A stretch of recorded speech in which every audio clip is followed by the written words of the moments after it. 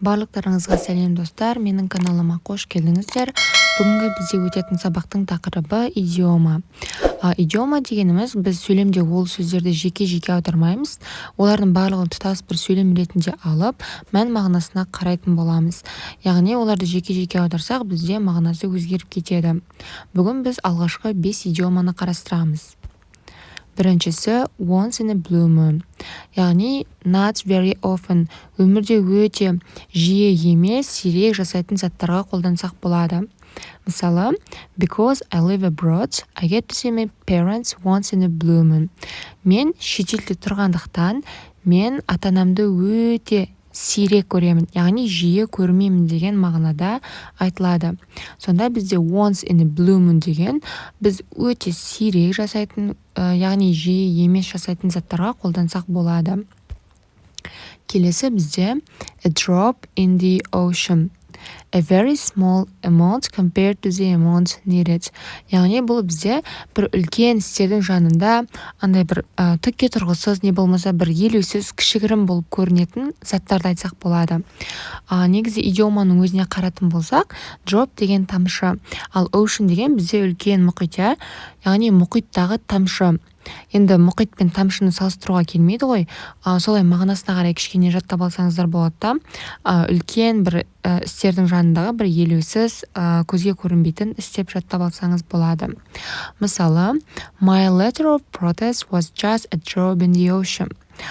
Яғни бізде қарсылық хаты, не болмаса петиция деп қарастырсақ болады, жай ғана бір елеусіз болып қалды деген мағынада.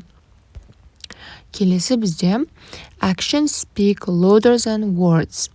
People's actions shows their real attitudes rather than what they say.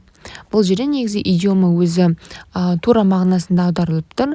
Яғни адамдардың сөйлегеніне қарағанда олардың іс-әрекеттері маңызды деген мағынада айтылып тұр.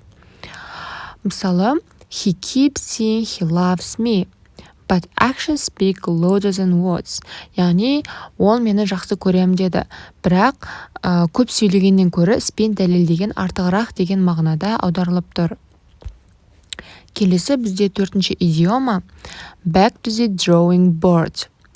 Back яғни артқа қайтадан қайту деген мағынада. Back to the beginning of a process to start it again because it is not working. Бұл идиоманы, мысалы, сіз бір істі бастап, ортасына келесіз да, бірақ ортасына келген кезде сіз, мысалы, дұрыс жоспар құрмағансыз, не болмаса бір нәрсені қайтадан бастау керек болған кезде, сіз олардың барлығын өшіріп тастап, қайтадан басынан бастайсыз. Сол кезде back to the drawing board деген идиоманы қолдансаңыз болады. Мысалы, the government must go back to the drawing board and review the whole issue of youth training. Яғни, үкімет қайтадан барлығын жаңағыдай жарты жолдан тастап басынан бастау керек.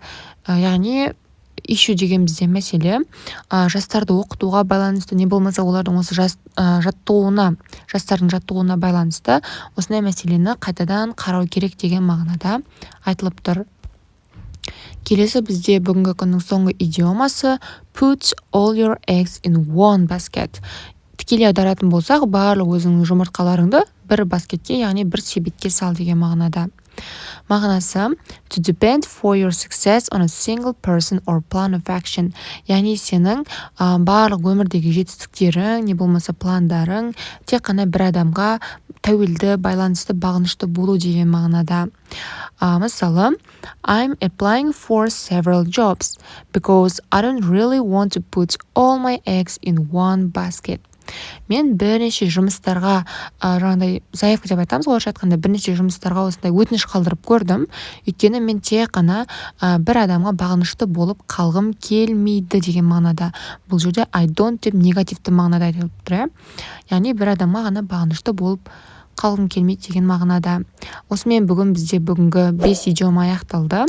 Естеріңізде қай идиома көбірек қалды, комментарийға бөлісе кетіңіздер.